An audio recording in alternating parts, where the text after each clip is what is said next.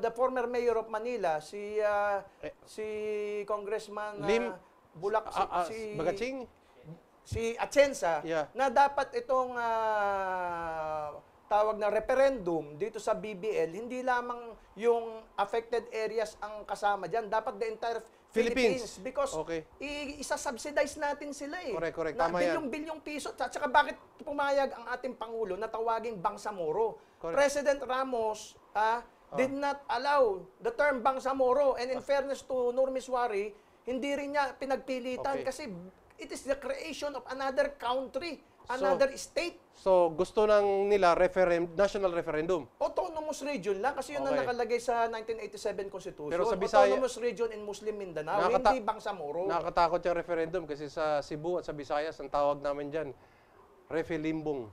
At nakakatakot dahil... Alam mo ba yung limbong? Referendum. Limbong. Ibig sabihin, niloloko mo yung resulta. Anyway, sige, General, balikan lang natin yung tanong ko sa inyo. Palagay nyo, nagkakatinginan sila ni General Hitulio na Peña sa Tipurisima at sabi niya, hanggang dito lang tayo, huwag tayo lalampas. Hindi palagay lang, Eric. Hindi, ayon sa information na natanggap natin at binrepay natin at medyo mayroong credibility naman, ang Commander-in-Chief, ang unang-una, siya ang nagbigay ng go signal o green light sa development ng intelligence. No? Okay. Kalawa, siya rin ang nagbigay ng go signal kasi inaprubahan niya yung project o Kuplan. Kaya nga dalawa ito, no? Intelligence and operation. Okay. Pangatlo, siya din ang nag-restrain para hindi pumasok yung tropa in the name of peace process or in the name of BBL. So siya mismo nagutos? Yan ang information. Sa palagay nyo, sa ganito laking operasyon, pondo lang ng SAF ang nagamit? Ay, hindi po totoo yun. Ang sinasabi ni Hitolio Lapinas... kahit practical na tao, sa palagay nyo, maliit lang na pera ang involved sa ganitong klase? Malaking pera yung involved. So, hindi pwedeng PNP SAF lang? Hindi po. Hindi po. Kasi ayon sa information nga, this is basically funded by the PAOK-CC. Okay.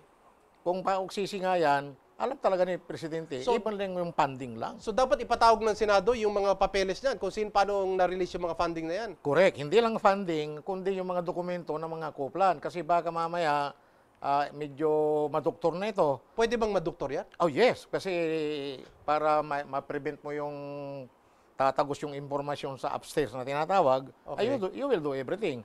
I received information about last week na nagkaroon na ng signing ng Certificate of Non-Disclosure. Sino? Hindi naman natin alam pa. Pero ano yung nakalagay dito sa non-disclosure na ito? Na hindi ko alam yung buong content. It was na hindi maglalaglagan? Hindi naman ganun ang context, kundi yung parang traditional na way of doing for preparing a Certificate of Non-Disclosure about documents, about na ano-ano. So mabigat yan. Ngayon, tanong ko, sa palagay ninyo, nakamonitor si Presidente Pinoy nung nangyayari itong sa Mama Sapano o hindi? O natutulog siya? Tansyan nyo lang.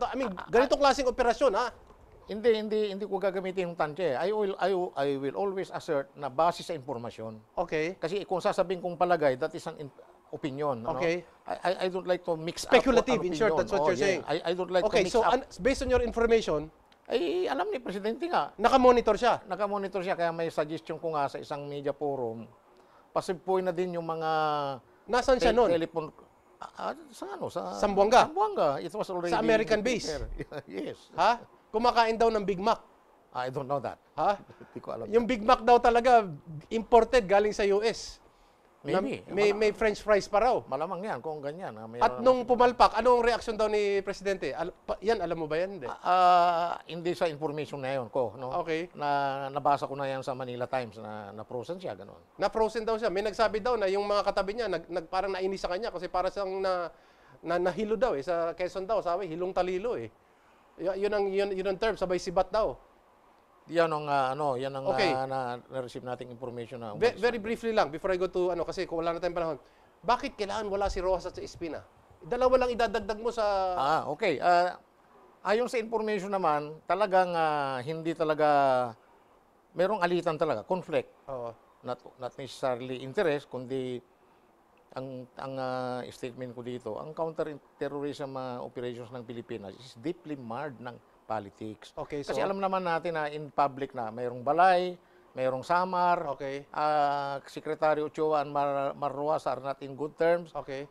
Mr. Purisima is allegedly allied to Secretary Ochoa.